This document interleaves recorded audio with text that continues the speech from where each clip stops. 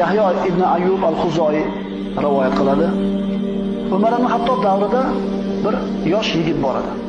Ibodatda polvon, masjidga yurgan, Qur'on tilovatida bir ishtiqodiy bo'lgan yigit edi.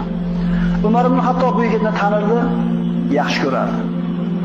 Kunlardan birida shu yigit masjiddan ibodatini qilib qaytib kelar ekan, bu yigitni har kuni u yoqqa bu yoqqa o'tganini ko'rib, ishqi tushib qolgan bir ayol uni yo'lini to'sdida, ovrab-sovrab uyga olib kirdi.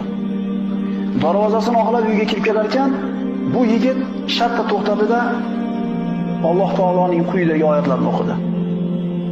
Innal ladina taqaw idza massahum ta'ifun minash shayton tadhakkaru fa idza hum mubsirun.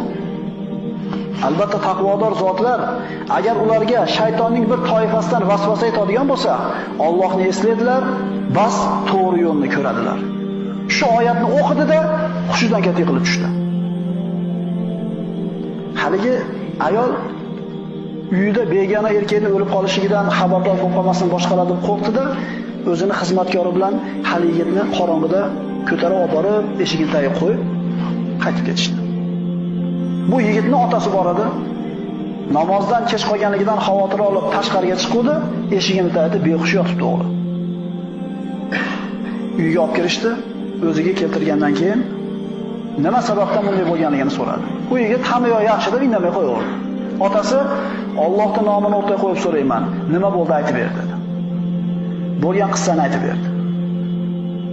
Otasi qaysi oyatda o'qiding dedi. Yigit shu oyatni ikkinchi marta qaytardi, hushidan ketdi. Endi uyg'onmadi.